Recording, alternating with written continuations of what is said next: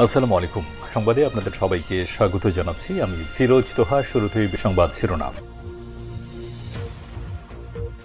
বাংলাদেশের সর্বশেষ গুরুত্বপূর্ণ আপডেট সংবাদে আপনাকে স্বাগত। শুরুতেই সংবাদ শিরোনাম, পরে বিস্তারিত। প্রথমে জানাবো ৫ই আগস্ট বিকেলে জাতির সামনে জুলাই ঘোষণাপত্র উপস্থাপন। রাজধানীর মানিক মিয়া অ্যাভিনিউতে বিকালে জুলাই ঘোষণাপত্র পাঠ করা হবে। রোববার ৩ আগস্ট এই তথ্য জানা গেছে। দুপুরে নিজের ভেরিফাইড ফেসবুক অ্যাকাউন্টে এক পোস্টে বিষয়টি নিশ্চিত করেছে সরকার। এরপর জানাবো বসুন্ধরা আওয়ামী লীগ নেতাকর্মীদের প্রশিক্ষণ দেওয়ার ঘটনায় গ্রেপ্তার ২৬। সম্প্রতি রাজধানীর বসুন্ধরায় কেবি কনভেনশন হলে সারা দেশ থেকে আসা আওয়ামী লীগ নেতাকর্মীদের প্রশিক্ষণ দেওয়ার ঘটনায় মোট ২৬ জনকে গ্রেপ্তার করেছে পুলিশ। কেবিতে কোনো রাষ্ট্রবিরোধী ষড়যন্ত্র হয়েছে কিনা সেটা খতিয়ে দেখার কথা জানিয়েছে ডিএমপির মহানগর পুলিশ। এদিকে অস্ত্র নিয়ে সুপ্রিম কোর্টে প্রবেশের সময় আটক ২। রাজধানী রমনায় সুপ্রিম কোর্টের ভেতরে বৈধ অস্ত্রসহ প্রবেশের সময় ২ ব্যক্তিকে আটক করেছে স্পেশাল ব্রাঞ্চের টেকনিক্যাল ফোর্স। আজ দুপুরে তাদের পৃথকভাবে আটক করা হয়েছে। তাদের ২ জনের নবায়নকৃত অস্ত্রের লাইসেন্স রয়েছে।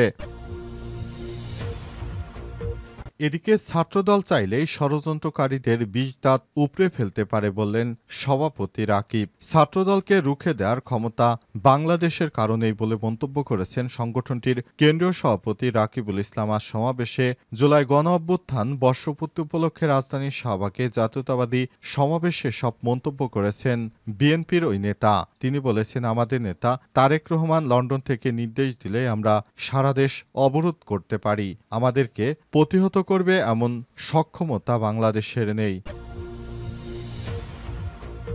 এবং সর্বশেষ জানাবো এলপি গ্যাসের ১২ কেজি সিলিন্ডারের দাম কমল, সন্ধ্যা থেকেই কার্যকর। ভোক্তা পর্যায়ে এলপি গ্যাসের নতুন বিক্রয় মূল্য নির্ধারণ করা হয়েছে। প্রতি ১২ কেজি সিলিন্ডারের দাম ৯১ টাকা কমে ১,২৭৩ টাকা নির্ধারণ করা হয়েছে। আজ গ্যাসের এই নতুন মূল্য ঘোষণা করা হয়েছে Bangladesh energy regulatory commission BERC, যা সন্ধ্যা থেকেই কার্যকর হবে। এলপি গ্যাসের পাশাপাশি অটো গ্যাসের দাম ৪ টাকা ১৮ পয়সা কমে ৫৮ টাকা ২৮ পয়সা নির্ধারণ করা হয়েছে। প্রিয় দর্শক, এতক্ষণ শুনছিলেন সংবাদ শিরোনাম, এবারে বিস্তারিত। তবে তার আগে বন্ধুরা, অনুরোধ থাকবে এই সংবাদটিতে একটি লাইক দিন। এই চ্যানেলে আপনি নতুন হয়ে থাকলে আমাদের সংবাদটি দেখতে দেখতে চ্যানেলটি সাবস্ক্রাইব করে রাখুন। কমেন্ট করে বন্ধুরা আপনার মূল্যবান মতামত জানিয়ে দিন আপনি বিশ্বের কোন দেশ থেকে বা বাংলাদেশের কোন স্থান থেকে আমাদের সংবাদটি দেখছেন এবং শুনছেন। আর বন্ধুরা, এই সংবাদটি আপনার সোশ্যাল মিডিয়া ফেসবুকে শেয়ার করে বন্ধুদেরও দেখার সুযোগ করে দিন। কমেন্টে আপনার মূল্যবান মতামত জানিয়ে দেওয়ার পাশাপাশি জানিয়ে দিন আপনি বিশ্বের কোন দেশ থেকে বা বাংলাদেশের কোন স্থান থেকে আমাদের সংবাদটি দেখছেন এবং শুনছেন। এবারে বিস্তারিত। ৫ই আগস্ট বিকেলে জাতির সামনে জুলাই ঘোষণাপত্র উপস্থাপন করা হবে। রাজধানীর মানিক মিয়া অ্যাভিনিউতে ৫ই আগস্ট বিকেলে জুলাই ঘোষণাপত্র পাঠ করা হবে।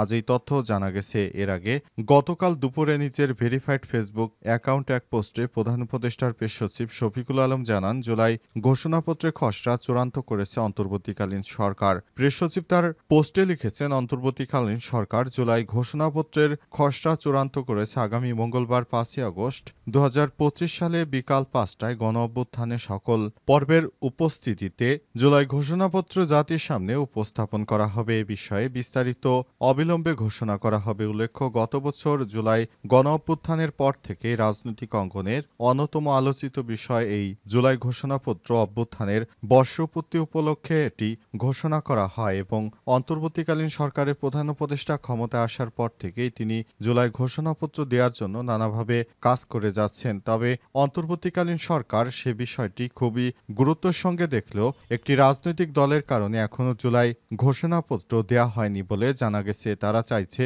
দেশটাকে জুলাই ঘোষণাপত্রকে স্বীকৃতি দেবে না, কিন্তু শেষ পর্যন্ত চাপের মুখে তারা জুলাই ঘোষণাপত্র দিতে বাধ্য হয়েছে।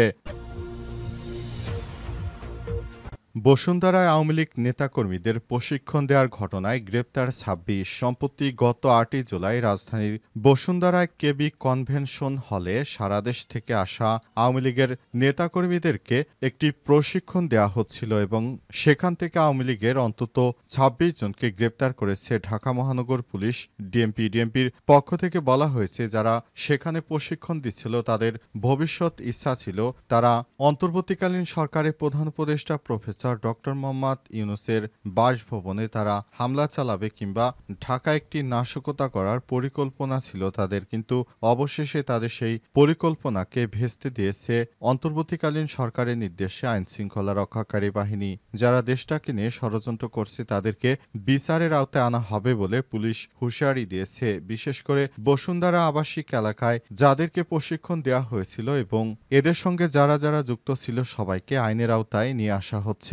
অন্তর্বর্তীকালীন সরকারের প্রধান উপদেষ্টা প্রফেসর ডক্টর মোহাম্মদ ইউনূস তিনি ব্যাপকভাবে চেষ্টা করছেন এই নিষিদ্ধ সংগঠনগুলির সমস্ত কার্যক্রম বন্ধ করে দেওয়ার জন্য। তারপরও অনেকেই টাকা পয়সা খেয়ে অন্তর্বর্তীকালীন সরকারের প্রধান উপদেষ্টা প্রফেসর ডক্টর মোহাম্মদ ইউনূসের সরকারকে বেকায়দায় ফেলার জন্য তারা ঢাকাসহ বিভিন্ন স্থানে ইতিমধ্যেই প্রশিক্ষণ দেওয়ার চেষ্টা করছে এবং এই প্রশিক্ষণ দেওয়ার ফলে তারা চাইছে ঢাকায় একটি আতর্কিত অ্যাটাক করা হবে এবং এই অ্যাটাকের মাধ্যমে শিক্ষার্থীদের এই বিপ্লবকে ব্যাহত করা হবে। এই বিপ্লবকে যেন ব্যাহত করা না হয় এজন্য অন্তর্বর্তীকালীন সরকার যে কোনো পরিস্থিতিতে সবকিছু মোকাবেলা করার জন্য সর্বাত্মক প্রস্তুতি গ্রহণ করেছেন। পাশাপাশি সমস্ত রাজনৈতিক দলও প্রধান উপদেষ্টাকে সহায়তার প্রতিশ্রুতি দিয়েছে। তাই অন্তর্বর্তীকালীন সরকারের প্রধান উপদেষ্টা বিষয়টিকে মাথায় রেখে সামনের দিকে এগিয়ে যাওয়ার জন্য সব রকম প্রস্তুতি নিতে শুরু করেছেন।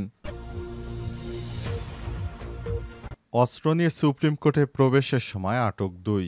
রাজধানীর রমনায় সুপ্রিম কোর্টের ভেতরে বৈধ অস্ত্রসহ প্রবেশের সময় ২ ব্যক্তিকে আটক করেছে স্পেশাল ব্রাঞ্চের টেকনিক্যাল ফোর্স। আজ দুপুরে তাদের পৃথকভাবে আটক করা হয়। তাদের ২ জনের নবায়নকৃত অস্ত্রের লাইসেন্সও রয়েছে। আটককৃতদের একজন রাজধানীর সূত্রাপুর রূপচাঁদ লেনের প্রেস ব্যবসায়ী মোহাম্মদ মোল্লা মোসলেম এলাহি ৫৭। সকাল ১০টার দিকে আটকের পর ডিএমপির সুপ্রিম কোর্ট ইউনিট মুচলেকা নিয়ে তাকে ছেড়ে দিয়েছে।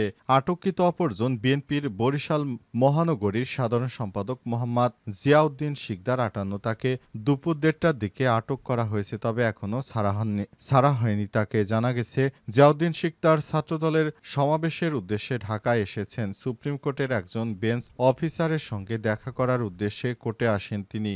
আর মোল্লা মোসলেম এলাহি এক আত্মীয়ের জামিনের বিষয়ে কোর্টে এসেছিলেন। পুলিশ জানিয়েছে আটকের পর তারা স্বীকার করেছেন যে তারা জানতেন না সুপ্রিম কোর্ট এলাকায় বৈধ ও অবৈধ অস্ত্র পরিবহনে নিষেধাজ্ঞা রয়েছে।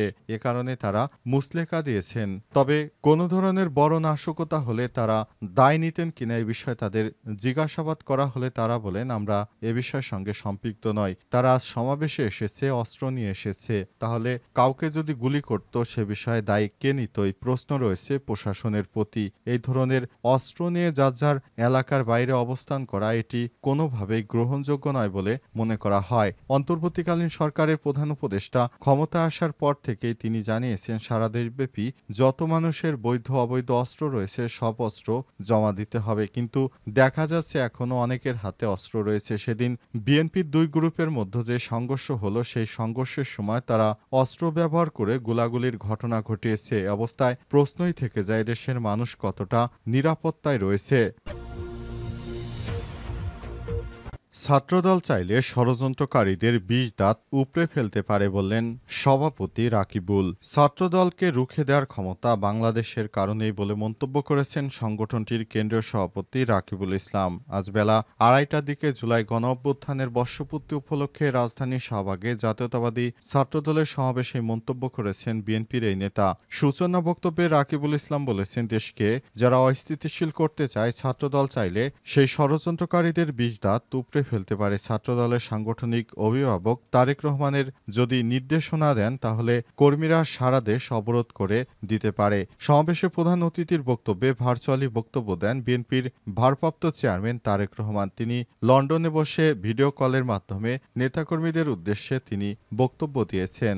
দীর্ঘদিন শেখ হাসিনা পালিয়ে গেলেও এখনও দেশে ফেরেনি তারেক রহমান। তিনি লন্ডন থেকে প্রতিদিন নেতাকর্মীদের ভার্চুয়ালি অর্থাৎ ভিডিও কলের মাধ্যমে তিনি বক্তব্য দিয়ে থাকেন এবং বিভিন্ন দিক নির্দেশনামূলক বক্তব্য দিয়ে থাকেন তারেক রহমান। তারেক রহমানের ইচ্ছাতেই ছাত্রদলের নেতাকর্মীরা সারা দেশব্যাপী অবরোধ করতে পারে এমনটাই জানিয়েছেন বিএনপির ওই নেতা। সমাবেশে প্রধান অতিথি হিসেবে তিনি বক্তব্য দেন এবং বিএনপির মহাসচিব মির্জা ফখরুল ইসলাম আলমগীর বিশেষ অতিথি হিসেবে উপস্থিত। এছাড়াও বিএনপির কেন্দ্রীয় নেতারাও সমাবেশে বক্তব্য দেন। এরই মধ্যে সমাবেশ মঞ্চে রয়েছে বিএনপির যুগ্ম মহাসচিব শহীদুদ্দিন চৌধুরী আনি, প্রচার সম্পাদক সুলতান সালাউদ্দিন সহ কেন্দ্রীয় নেতারা। ছাত্রদলের সাবেক সভাপতি কাজী রওকনুল ইসলাম, সাবেক সাধারণ সম্পাদক ইকবাল হোসেন শ্যামল সহ ছাত্রদলের সাবেক নেতারাও মঞ্চে রয়েছেন। এর আগে দুপুর 12টার দিকে সরেজমিনে গিয়ে দেখা যায় শাহবাগ মোড়ে টিএসসির দিকে মুখ করে মঞ্চ নির্মাণ করা হয়েছে। কেন্দ্রীয় নেতারা এটি নির্মাণ করেছেন এবং তারা সেখানে শান্তিপূর্ণভাবে সমাবেশ করার চেষ্টা করছেন।